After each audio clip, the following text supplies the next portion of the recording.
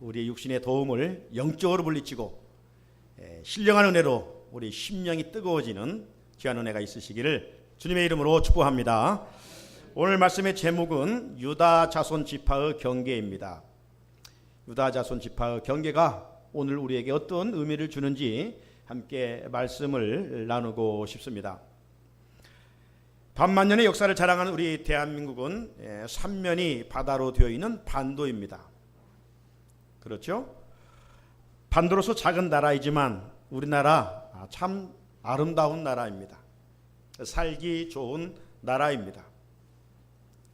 여기에 우리의 국민의 소원인 통일이 됐다면 정말 더 아름다울 텐데 아직도 분단된 채 계속 긴장된 분위기에 있는 것을 부정할 수가 없습니다.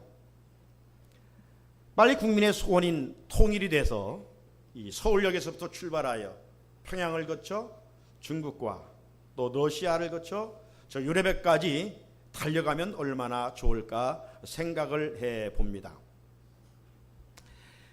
분단된 우리 작은 나라, 여러분 우리 남한의 영토 크기가 얼마인지 아십니까? 조사해 보니까 99,720 제곱킬로미터였어요. 그리고 세계에는 약 250여 개의 나라가 있는데 크기로 결정을 짓는다면 우리나라는 109위입니다. 자, 우리나라 경계는 어떻습니까? 동쪽으로는 독도가 자리 잡고 있어요. 그리고 서쪽으로는 서해 5도의 하나인 백령도가 자리를 잡고 있습니다. 반면 우리나라 최남단은 마라도이죠. 마라도의 유명한 것이 무엇인지 아세요? 짜장면이에요. 짜장면. 그 작은 섬에 짜장면집이 9집이나 있어요. 9집. 일찍이 인도의 성인 타고르는 우리나라를 동방의 등불이라고 그랬죠. 동방의 등불이라 아주 극찬을 한 바 있습니다. 그렇게 되기를 간절히 소원해 봅니다. 그럼 어떻게 해야 정말 이 타고르가 애원했던 것처럼 동방의 등불이 될 수 있을까? 이 물음에 어떤 사람이 좀 지혜를 모은다고 되는 것이 아니라 우리나라 애국가 가사에 있는 것처럼 하나님이 보호하사 우리나라 만세여야 된다고 생각이 됩니다. 우리나라 모든 부분에 사람들이 자기 역할을 감당할 터기에 하나님의 알파의 은혜가 부어질 때, 하나님이 함께 하실 때 우리나라는 정말 동방의 등불을 밝게 비칠 뿐만 아니라 세계 역사에 아름답게 쓰임받는 귀한 우리나라 대한민국이 될 줄로 믿습니다. 자, 오늘 우리나라의 경계를 한번 잠시 언급했는데 오늘 가나안 땅에 들어가 첫 번째로 땅을 분배받은 유다 자손 지파의 그 경계가 오늘 이 시대 우리에게는 어떤 의미를 주는지 한번 살펴보려고 합니다. 이스라엘은 12지파로 나눠져 있어요. 이 12지파의 뿌리는 어디로부터 시작이 됩니까? 야곱의 12아들로부터 시작이 됩니다. 야곱의 12아들. 야곱이 가나안에 살고 있었을 때 그 가나안 중심으로 근동이 아주 기근이 들어왔습니다. 찾아왔습니다.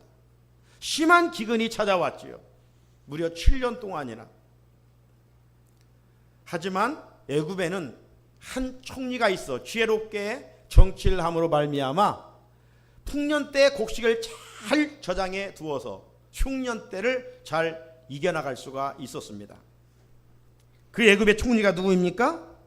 형들에 의해서 인신매매로 팔려간 야곱의 11번째 아들 요셉입니다.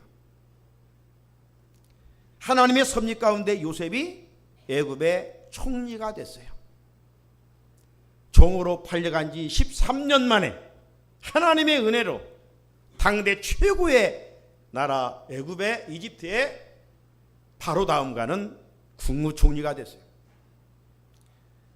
마침내 야곱의 10명의 아들이 애굽의 양식을 구하러 내려갑니다. 먹을 것이 없으니, 반면에 애굽에는 양식이 풍부하니까 돈을 준비하여 아버지 야곱이 저 이집트에 가면 곡식이 있단다, 너희들 내려가서 곡식을 사오라고 심부름을 시켰어요. 이제 10명의 아들이 이집트에 내려갑니다. 이때 요셉은 이집트에서 온 이 사람들이 자기 형인 것을 즉시 알아볼 수가 있었지요. 하지만 이 10명의 형들은 지금 자기 앞에 있는 사람이 자기들이 팔아버린 요셉인 것은 꿈에도 상상할 수 없는 일이었습니다. 요셉은 형들이 이제 좀 13년의 세월 동안 변화가 되었는지, 아니면 여전히 자기를 팔을 때에 그런 아주 이기적인 사람들인지, 아직도 변화되지 못한 사람들인지 두어 가지 시험을 해봐요. 그런데 13년 전의 형들이 아니었어요. 세월이 흐르면서 그들이 달라졌어요. 나쁜 것으로 변질된 것이 아니라 새롭게 변화되었어요. 그걸 확인 후 요셉은 그 10명의 형제들에게 내가 바로 요셉이라고 자신의 정체성을 밝히게 됩니다. 그리고 형들을 부둥켜 안고 함께 태성통곡을 하게 되지요. 마침내 가나안에 계신 아버지 야곱을 이제 애굽으로 모셔오게 됩니다. 아버지 야곱이 당시 애굽의 통치자 바로왕 앞에 섰을 때 그의 나이가 130세였어요. 요셉이 바로가 물어보잖아요. 당신의 세월이 몇이나 됐습니까? 그랬을 때 내가 선주에 비치지는 못하지만 130여 세월을 살았습니다. 그러나 그 세월은 참으로 험악한 인생을 살았습니다라고 고백을 하게 돼요. 이 야곱이 가나안 땅에 와서 130세에 와가지고 17년을 살게 됩니다. 그러니까 그의 나이 147세가 됐어요. 그때 하나님의 부르심이 가까이 왔을 때 이 야곱이 자기 12아들들을 다 불러 모으게 됩니다. 왜 불러 모으느냐? 축복을 하기 위해서. 임종전에 우리가 보통 자녀들에게 유언을 남기듯이 이 야곱이 그의 12아들들에게 주님의 이름으로, 하나님의 이름으로 저들을 축복하기 위하여 불러 모으게 되죠. 축복의 내용이 창세기 49장에 아주 길게 기록이 되어 있습니다. 그 중에 28절을 보면 이들은 이스라엘 12지파라, 이와 같이 그들의 아버지가 그들에게 말하고 그들에게 축복하였으니 그들 각 사람의 분량대로 축복하였더라. 이 말씀 속에 우리가 눈여겨볼 말씀이 있다고 한다면 마지막 부분, 곧 그들 각 사람의 분량대로 축복하였더라, 이 말씀입니다. 우리나라나 고대 근동이나 마찬가지로 이 부모의 유산과 축복은 장자가 이어져 가는 것이죠. 그러나 이 틀을 깨고 있는 말씀이 바로 이 말씀이에요. 각 사람의 분량대로 축복하였더라.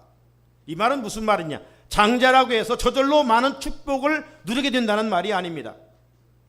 비록 장자는 아닐지라도 장자권을 상속해서 많은 분량의 복을 누릴 수 있다는 말입니다. 이런 면에서 저와 여러분은 선민 이스라엘 백성이 아닙니다. 우리는 이방인입니다. 하지만 이방인일지라도 하나님이 주시는 축복을 얼마든지 누릴 수 있다고 하는 결론을 내릴 수가 있습니다. 그러므로 이왕 우리가 예수 믿을 바에는 하나님을 잘 경외하여 하나님이 약속하신 복을 받는 주인공들이 되라, 이 말씀이죠. 이왕 예수를 믿을 바에야, 이왕 신앙생활 할 바에야 복의 근원이신 하나님의 은혜를 쟁취해야 되지 않겠습니까? 자, 약속된 가나안 땅은 우리가 지난번 살펴본 것처럼 제비를 뽑아 분배하도록 했습니다. 본래 세상 논리라고 한다면 장자 루벤으로부터 시작해서 이제 12아들까지 계속 제비를 뽑아야 되죠. 그런데 그렇게 순서에 입각해서 제비를 뽑지 않았습니다. 장남 루벤은 장자권 축복에서 탈락이 됐기 때문입니다. 왜 당연히 야곱으로부터 장자인 루벤이 축복을 받아야 되는데 받지를 못했습니까? 그 이유가 있습니다. 그것은 아버지의 첩인 비라와 함께 동침한 죄 때문이었습니다. 창세기 35장 22절을 보면 이스라엘이 그 땅에 거주할 때에, 이스라엘은 야곱이죠. 야곱의 이름이 새롭게 하나님 만나고 변화된 이름입니다. 이 이스라엘이 그 땅에 거주할 때에 루벤이 가서 그 아버지의 첩 비라와 동침함에 이스라엘이 이를 들었더라. 루벤의 이런 비도덕적인 죄가 축복의 장애물이 된 셈입니다. 자, 그렇다면 장남이 못 받았으면 차남에게 이어지는 차남은 시므온입니다. 그런데 시므온도 장자권을 이어받지를 못했어요. 그러면 12아들 중에 셋째가 레위인데, 그럼 레위가 이어받아야 되는데 역시 레위도 장자권에서 축복을 받지를 못했습니다. 왜 차남과 삼남이 축복을 이어받지 못했느냐? 역시 저들 죄 때문이었습니다. 아버지 야곱은 시므온과 레위를 애언하되 이렇게 애언을 했어요. 창세기 49장 5절에 보면 시므온과 레위는 형제요, 그들의 칼은 폭력의 도구로다. 그들의 칼은 폭력의 도구로다. 왜 이 차남과 삼남에게 아버지 야곱이 이런 예언을 했을까요? 여기에는 역사적인 또 배경이 있습니다. 이스라엘 백성들이 이제 출애굽에서 광야를 지나는 동안에 세겜 땅에 이르렀습니다. 세겜 땅에 이르렀을 때 이 야곱의 외동딸이었던 디나가 있습니다. 디나가 세겜 사람들이 어떻게 생겼나 궁금했던지 돌아다니다가 그만 세겜 추장의 아들 세겜에게 강간을 당하고 맙니다.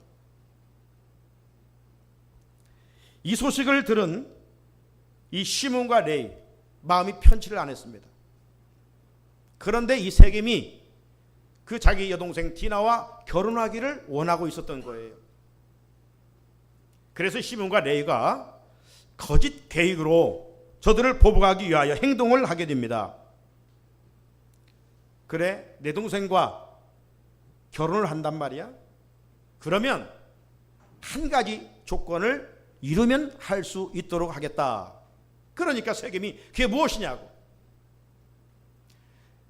돌아가서 세겜 너뿐만 아니라 세겜에 살고 있는 모든 남자들에게 할례를 받아라.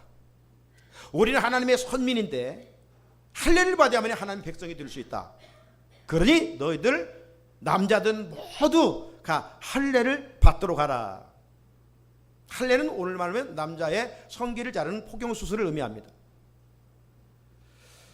저들은 지금 시므온과 레위가 말하는 이 이야기가 거짓된 계획인지도 모르고 이제 저들의 딸과 결혼하면 이스라엘 백성들이 가지고 있는 짐승떼까지 자기들의 것이 되겠구나, 이런 얄팍한 생각, 욕심, 탐심, 이것이 발동되면서 이제 다 할례를 받았습니다. 세겜 남자들이 할례를 받고 심한 고통 중에 있을 때 그때 시므온과 레위가 칼을 가지고 와서 세겜 남자들을 다 죽이고 말았어요. 어떻게 보면 자기 동생 건드린 세겜과 더불어 거기에 속한 남자들을 다 죽였으면 아버지 입장에서도 참 기분이 좋을 텐데 이 아버지 야곱은 칼로 사람을 죽인 이 일이 마음에 큰 근심거리가 됐어요. 그렇게 하지 않아도 될 텐데, 하나님이 알아서 심판하실 텐데 왜 너희들이 칼을 가지고 와서 그렇게 많은 사람들을 죽였느냐. 이 일이 아버지에게는 큰 근심 걱정이 됐던 것이죠. 그래서 이 죄 때문에 야곱은 시므온과 레위를 저주하여 장자권을 이어받지 못하도록 하였던 것입니다. 사랑하는 성산의 성도 여러분, 하나님은 우리를 세상으로부터 불러주신 것은 복 주시기 위함입니다. 우리에게 은혜 주시려고 우리를 불러주셨습니다. 그렇다면 예수를 잘 믿고 하나님을 공경하여 하나님께서 약속하신 복을 우리가 반드시 누릴 수 있어야 되죠. 그런데 왜 우리가 하나님 약속하신 복을 누리지 못하는 것일까요? 그건 다른 이유가 아니라 죄 때문입니다. 죄는 하나님이 주시는 축복을 가로막습니다. 고로 죄 문제를 반드시 해결해야 됩니다. 저와 여러분 안에 있는 죄를 누가 해결할 수 있단 말입니까?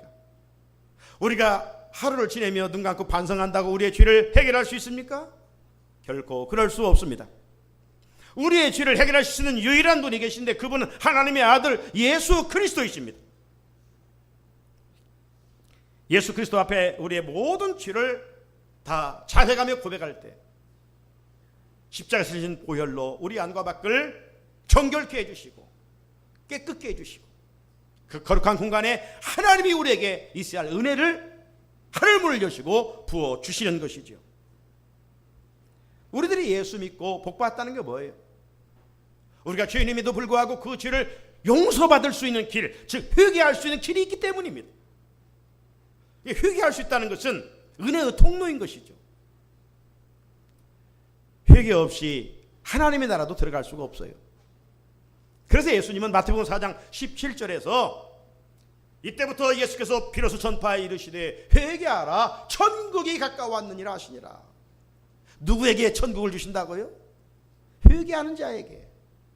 물론 종말론적으로 천국 하나님의 나라는 우리가 죽음을 통해서 갈 수가 있는 나라이죠. 그러나 하나님의 나라는 완성되지 않았지만 이미 온 나라예요. 누구를 통해서? 예수를 통해서. 그러므로 예수님을 믿는 자는 회개를 통하여 그 안에 어둠의 권세가 물러가고 하나님의 나라가 임하게 되는 거예요. 그래서 예수를 잘 믿으면 내 안에 기쁨이 옹달샘처럼 샘솟을 수밖에 없는 것입니다. 그러나 내 마음에 여전히 죄를 움크리고 있으면, 죄를 품고 있으면 하나님의 은혜가 임하지를 않아요. 예, 그분은 거룩하신 분이시기 때문에 하나님이 역사하는 그 오메가 포인트 어디입니까? 바로 회개하는 것이에요. 그래서 죄가 있는 곳에 은혜가 더하도다. 죄가 있는 곳에 은혜가 더하도다. 그 죄는 어떤 죄예요? 자복하는 죄예요? 회개하는 죄예요? 몸을 찢는 거예요. 마음을 찢는 죄가 거기에 하나님의 나라가 임한다는 거예요. 살펴본 것처럼 당연히 장자권을 이어받아야 할 루벤, 그러나 죄 때문에 탈락됐어요. 차남 시므온, 삼남 레위 역시 죄 때문에 탈락이 되었어요. 마침내 넷째 아들 유다에게 장자권이 주어지게 됩니다. 그리고 오늘 본문을 보면 가나안 땅 분배 과정에서 첫 번째로 유다 지파가 등장을 하고 있어요. 가나안 땅을 정복하기 위해 7년 동안 전쟁을 했습니다. 하나님 그 땅을 그 백성들이 주시기를 원했습니다. 그래서 제비뽑기에서 장자로부터 12째까지 뽑혀진 것이 아니라 네 번째 아들 유다 지파가 제일 먼저로 제비를 뽑았다는 거예요. 왜 그랬을까? 그 이유가 있어요. 그 이유는 유다 지파가 장자권을 받게 된 배경에는 일찍이 아버지 야곱의 예언된 축복이 있었기 때문입니다. 앞에서 언급한 창세기 49장에는 야곱이 12아들들을 향한 축복이 기록되어 있었다고 그랬죠. 그때 축복을 하되 유다에게는 이렇게 축복을 했습니다. 형제들의 찬송이 될 것이다. 유다, 너는 형제들의 찬송이 될 것이다. 뿐만 아니라 유다 지파를 통하여 장차 이 땅에 메시아가 오실 것이라고 축복을 했습니다. 12지파 중에서도 특별히 네 번째 아들 유다 지파를 통하여 이 땅에 메시아가 오신다는 거예요. 예수님이 어느 지파를 통해서 왔습니까? 장자 루벤 지파입니까? 베냐민 지파입니까? 아닙니다. 유다 지파를 통해서 예수님이 이 땅에 오셨습니다. 오늘 본문은 이런 배경에서 이해되어야 합니다. 마침내 유다 지파는 오늘 본문에서 보듯이 가나안 땅 요지를 차지하는 특권을 누리게 되었습니다. 여기 지도를 보시면 이제 이 가나안 땅이죠. 이 가나안 땅을 이제 제비를 뽑아 12지파가 나눠갔는데 12지파의 첫 번째 제비를 뽑았던 유다 지파가 가장 광활하고 비옥한 토지를 선택하게 됩니다. 이곳에는 풍성한 포도원들이 많이 있었습니다. 정탐꾼이 헤브론 지역에 갔을 때 포도나무에서 그 포도 한 송이를 두 사람이 메고 가는 그런 일이 있었지 않았습니까? 이 정도로 비옥한 땅이 유다가 차지한 남부 지역이었습니다. 하지만요, 유다 지파가 얻은 최고의 축복은 이런 유형적이고 지리적인 어떤 풍요로운 외적인 축복을 받은 것이 아닙니다. 정말 저들이 받은 최고의 축복은 앞에서도 말씀드린 것처럼 유다 왕국을 통해 구현될 메시아 왕국의 풍성한 축복을 받았기 때문입니다. 다른 말로 표현해보면 이 유다 지파가 왜 복을 받았느냐? 그 지파를 통해서 장차 이 땅에 인류를 구원할 메시아가 오시는 은혜를 입었기 때문이라 이 말이죠. 예수님을 배출하는 명문 지파가 됐어요. 네? 사랑하는 성도 여러분, 이 세상에 살아가면서 우리는 복받기를 원합니다.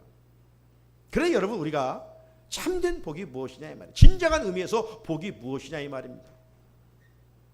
이 황금 만능주의에 우리 모두는 물질의 최고의 복을 부여하고 살아갑니다.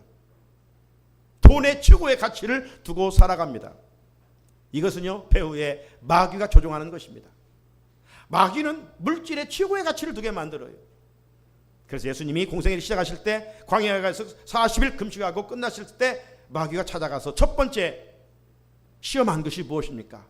돌들로 명하여 떡덩이가 되게 하라. 물질적 시험입니다. 물질이 최고이다. 주님은 단호하게 거절하시고 사람이 떡으로만 살 것이 아니요 하나님의 입에서 나오는 모든 말씀으로 말미암아 살리라. 물질보다 더 가치 있는 하나님의 말씀으로 사탄을 물리치셨어요. 그런데 현대인들은 어리석어서 깨닫지를 못하고 여전히 물질의 최고의 가치를 두고 살아가다가 결국 넘어지는 모습을 보게 됩니다. 요즘 사사건건 뉴스들을 모두 보면 근자에는 또 어디 골프장에 고급차 타고 가는 여자를 납치해서 죽였죠.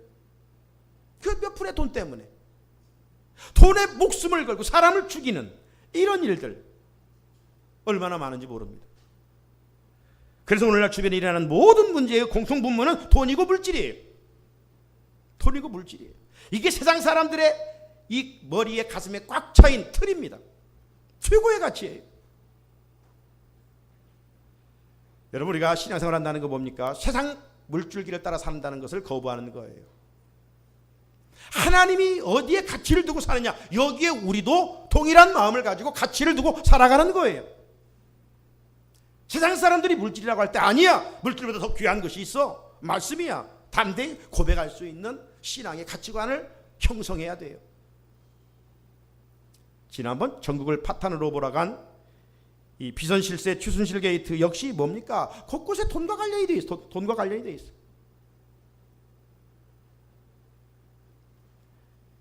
최순실이 얼마나 돈을 생명처럼 여겼고 돈돈돈 했으면 그의 딸 정유라가 돈도 실력이야. 네 어머니를, 네 부모를 원망해. 얼마나 그 곁에서 자기 어머니가 돈이 최고야. 너 돈 벌어야 돼. 너 돈이 있어야 돼. 돈 했으면 그 어린 딸이 그 입에서 나오는 말이 돈도 실력이야. 네 부모를 원망해. 그 말을 들은 김용태 국회의원이 이 최순실의 딸 정유라가 돈도 실력이야. 네 부모를 원망해라는 SNS의 글을 통해서 아주 패륜지연의 극치다. 아주 강도 높게 비난을 한 바 있습니다. 패륜지연의 극치다. 여러분, 참된 복은 소멸할 땅의 복이 아닙니다. 화를 가져오는 물질의 복이 아닙니다. 영원한 복은 하늘의 복입니다. 참된 복은 우리 성도들이 예수 믿고 구원받는 복입니다. 하나님의 자녀가 된 권세를 얻은 복입니다. 잠깐 살다가 안개처럼 사라질 존재가 아니라 천국에서 영생을 소망 가운데 바라보며 살아갈 그러한 영생의 복이죠. 우리들은 보이는 것에 가치를 두는 자가 아닙니다. 보이는 것은 소망이 될 수 없다고 그랬습니다. 정함이 없는 재물에 소망을 두지 말라고 성경은 말씀하고 있어요.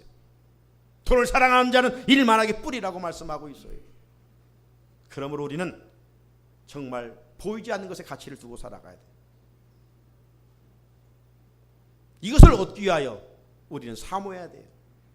그래서 예수님께서 산상수훈을 통해서 마태복음 6장 33절에서 뭐라고 말씀하셨습니까? 그런즉 너희는 먼저 그의 나라와 그의 의를 구하라. 그리하면 이 모든 것을 너희에게 더하시리라. 그래서 세상의 원리는 뭡니까? 먼저 구하는 것이 뭡니까? 이 땅에 필요한 것이죠. 그래서 주님이 우리를 창조하신 그분이 우리에게 원리를 주신 것은 아니야. 세상 사람들이 원하는 물질이 우선 구할 것이 아니라 하나님의 나라와 하나님의 의를 구하라. 그리하면 하나님이 알아서 우리에게 들의 백합화도 입히시고 공중의 나루 새는 먹이시는 그 하나님께서 우리에게 필요한 것들을 공급해 주신다는 겁니다. 자족하는 삶을 살아갈 수 있도록 해 주신다는 것입니다. 보이는 것이 소망이 아니에요. 오늘 본문에 보게 되면 유다 지파가 얻은 땅의 사방 경계에 오늘 잊기도 어려운 지역들의 이름들이 계속 기록이 되어 있지요. 그 경계들은 동서남북 사방의 경계입니다. 남쪽 끝은 신광야까지라고 했고, 동쪽 끝은 요단 끝까지라고 했고, 북쪽 끝은 르바임 골짜기라고 했고, 서쪽 끝은 대해, 서쪽은 지중해니까 바다니까 대해라고 기록을 하고 있습니다. 이렇게 하나님께서 유다 지파에게 좋은 땅을 주셨는데 이미 수천 년 전에 여호수아를 통하여 제비 뽑아 유다 지파에게 준 그 땅과 오늘 우리에게는 무슨 상관이 있느냐 이 말이에요. 그 역사적 사건이 오늘 이 시대를 살아가는 우리에게 어떤 의미를 주고 있느냐 이 말이에요. 그건 다른 것이 아니라 유다 지파가 오늘 가나안 땅을 분배받은 것은 장차 예수 그리스도 안에서 믿음의 사람들이 가는 천국 하나님의 나라를 예표해 주고 있는 것입니다. 여러분 앞에서도 언급한 것처럼 르우벤은 죄로 말미암아 장자권을 탈락되고 말았어요. 자, 그렇다면 죄 많은 우리가 어떻게 하나님 나라를 들어갈 수 있을까요? 누가 지적하지 않을지라 내 스스로 생각해봐도 내가 엄청난 모순덩어리고 죄로 가득 찬 허물덩어리인데 내가 어떻게 하나님의 나라 천국을 들어갈 수 있단 말입니까? 우리 스스로의 죗값으로 친다면 지옥의 형벌 중에도 가장 무서운 형벌을 받아야 할 저와 여러분 아닙니까? 우리는 우리 행위대로 볼 때 천국과는 너무나 거리가 먼 존재들이에요. 자, 그럼에도 불구하고 이제 우리는 당당히 천국에 들어갈 수 있는 자격을 얻게 됐습니다. 죗덩어리고 모순덩어리지만 우리는 당당하게 하나님의 나라에 들어갈 자격을 갖춘 사람들이에요. 왜요? 믿을 만한 장자가 계시기 때문입니다. 그분은 바로 하나님의 아들 예수 그리스도이십니다. 우리가 구주로 고백하고 있는 예수 그리스도이십니다. 그분께서 2000년 전 십자가에서 흘리신 보혈로 우리의 모든 죄값을 다 덮어주시고 용서해 주시고 깨끗게 해주셨어요. 그러나 주님이 2000년 전 십자가에서 피를 흘리셨다고 해서 모든 사람들이 그 보혈의 은총에 효력을 얻게 되는가? 결코 아니에요. 어떤 사람만이? 그 사실을 믿는 사람만이.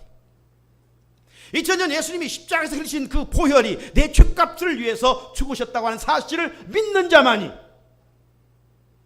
죄를 다 탕감받고 천국에 들어갈 수 있는 자격을 예수 안에서 얻게 되는 거예요. 그렇다면 이제 우리 할 일이 뭡니까? 우리가 할 일이 뭐예요?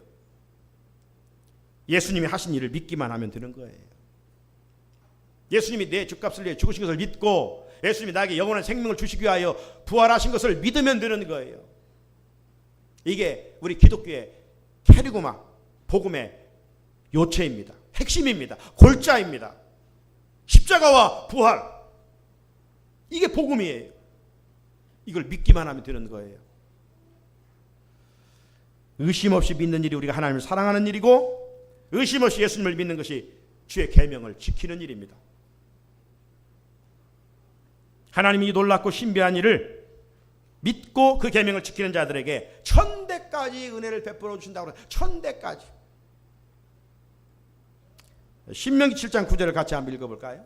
시작. 그런즉 너는 알라 오직 내 하나님 여호와는 하나님이시요 신실하신 하나님이시라. 그를 사랑하고 그의 계명을 지키는 자에게는 천대까지 그의 언약을 이행하시며 인애를 베푸시되. 아멘. 주님을 믿고 하나님을 믿고 그의 계명을 지키는 자에게 천대까지 은혜를 베푸신다는 것, 이것이 하나님의 신실성이십니다. 하나님의 신실하심입니다. 사랑하는 성도 여러분, 우리가 믿는 하나님을 여러 가지로 말할 수가 있지만 오늘 본문과 연결시켜 우리가 믿는 하나님은 신실하신 하나님이십니다. 그 하나님의 신실하심을 통해서 저와 여러분이 그분의 자녀들이 됐습니다. 그러므로 우리의 구원은 예수님 안에서만 확실하게 보장받을 수가 있습니다. 윌리엄 그린힐은 이런 말을 했습니다. 인간이 가지는 신앙은 때때로 실망시키지만 하나님의 신실성은 결코 그를 실망시키지 않는다. 그렇습니다. 실상 우리가 하나님을 사랑한다고 하지만 우리가 연약하여 넘어질 때가 얼마나 많습니까? 지난주 우리가 맥주감사주의를 보내고 감사가 하나님의 뜻인 줄 알면서 지난주를 한번 하나님이 우리 어느 생활을 녹음해 틀어본다면 얼마만큼 감사 생활했는가? 아니, 원망과 불평, 그런 실족의 삶, 넘어지는 그런 불순종의 삶이 우리에게 분명 있었을 것입니다. 그 일로 우리가 하나님을 실망시킬 때가 있어요. 하지만 하나님께서는 약속하신 것을 반드시 이루신다는 겁니다. 약속이 뭐예요? 우리가 하나님을 찾고 하나님을 만난 것이 아니라 하나님이 우리를 찾아와 주셨고 하나님께서 먼저 우리를 만나 주셨기 때문입니다. 하나님이 우리를 자녀 삼아 주셨기 때문입니다. 그러므로 우리가 조금 실수해도 그것 때문에 하나님이 우리를 유면하지 않으십니다. 더 가까이 찾아와서 우리를 붙드시고 성령을 통해서 회개하게 하시고 깨닫게 하시고 하나님의 자녀로 살아갈 수 있도록 인도해 주십니다. 그게 하나님의 신실하심입니다. 그렇게 이스라엘 백성들이 불신앙과 배반에도 불구하고 아브라함에게 약속하셨던 가나안 땅을 출애굽 세 세대를 통하여 온전히 성취하게 하셨습니다. 말씀을 마칩니다. 귀한 사랑하는 성산의 성도 여러분, 하나님의 신실하심 앞에 이제 우리들이 할 일이 무엇입니까? 많은 봉사를 하는 것입니까? 어떤 많은 선행을 하는 것입니까? 아니면 많은 어떤 종교적인 행위를 하는 것입니까? 이런 것보다 먼저 앞서 우리가 할 일은 믿음의 삶을 사는 것입니다. 믿음의 삶이 뭐예요? 하나님이 하신 일을 믿는 거예요. 하나님이 하신 일이 뭡니까? 이 땅에 당신의 아들을 보내주어서 인류의 죗값을 대신해서 십자가에 죽게 하시고 인류에게 영원한 생명을 주시기 위하여 사망 권세를 이기시고 부활하게 하신 일입니다. 그리고 그분이 승천하셨고 다시 오시겠다고 약속하셨고 주님은 우리를 위하여 하나님의 나라에 우리를 위하여 예비한 집을 준비하고 계신다라고 말씀하셨어요. 이 일을 의심 없이 믿는 일이 우리가 할 일입니다.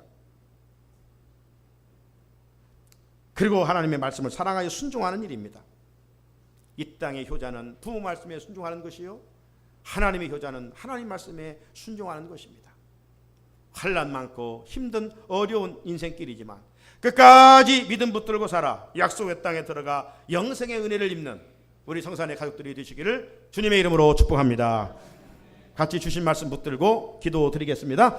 거룩하신 하나님 아버지 감사합니다.